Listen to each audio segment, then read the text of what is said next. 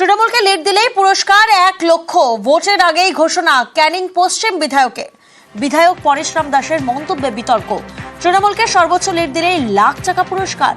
ক্যানিং এর রাগবাঘিনী স্কুলে কর্মী সভায় এমনটাই ঘোষণা করলেন বিধায়ক।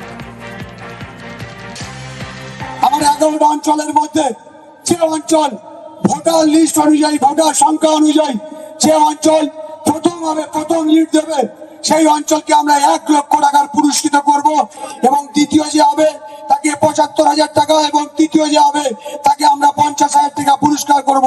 11টা অঞ্চলের মধ্যে যত বুথ থাকবে সেই বুথের মধ্যে সব থেকে ভোটার লিস্ট অনুযায়ী সেরা লিড যে বুথ দেবে সেই বুথের বুথ সভাপতি এবং সেই বুথের পঞ্চায়েতের সদস্য বা সদস্য তাকে সেই দিন সেই দ্বারা নির্বাচনে সেই দিন আমরা দাঁড়িয়ে থেকে টাংরাখালী কলেজে ওইখানটায় পুরস্কৃত করব। সেই বুথ কমিটির সভাপতি এবং বুথের মেম্বারকে 50,000 টাকা আমরা পুরস্কৃত করব। আজকের আমাদের তৃণমূল কংগ্রেসের কর্মীরা যেভাবে 2021 সালে তৃণমূল কংগ্রেসকে এবং আমাকে যেভাবে দুহাত তুলে ভোট দিয়ে জয়লাভ করেছিলেন, তাদের জন্যই অন্তত সরকারি আমি একটা ভাতা পাই, প্রায় 1,20,000 টাকা। লাস্ট যেদিন বিধায়কের ভাতা হবে সেই ভাতার টাকায় আমি অবশ্যই করে যারা পুরস্কৃত হবে তাদের পুরস্কৃত করব। স্বাভাবিক, দেখুন, কর্মীদেরকে একটা কম্পিটিশন তো করতে হবে। মুখ্যমন্ত্রী মমতা বন্দ্যোপাধ্যায়ের নেতৃত্বে এবং অভিষেক বন্দ্যোপাধ্যায়ের নেতৃত্বে যে উন্নয়ন, যে সংগঠন ককবক করছে, সেটাকে আরও এগিয়ে নিয়ে যাওয়ার জন্য কর্মীদের মনোবল বাড়ানো।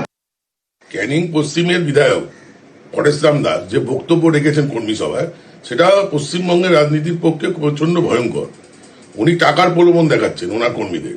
উনি তার মাধ্যমে বোঝাতে চাইছেন যে আগামী 26 সালে যে বিধানসভা ভোট হবে সেখানে তাদের কর্মীরা যেন বুথ লুট করে এবং বিরোধী পার্টির কর্মীরা মারধর করে যেন ওনাকে জেতায়। আর দ্বিতীয়ত যে এত টাকা দেবেন বলেছেন, কাউকে 1 লাখ, কাউকে 75,000, কাউকে 50,000, এত টাকা পরেশরাম দাস পাচ্ছে কোথা থেকে সেটাও দেখতে হবে। উনি কি করেন আমরা যেটুকু জানি, উনি মাদ্রাদির চর বিক্রি করেছেন। হয়তো এই চর বিক্রির টাকাতেই উনি ভোটে জিততে চাইছেন।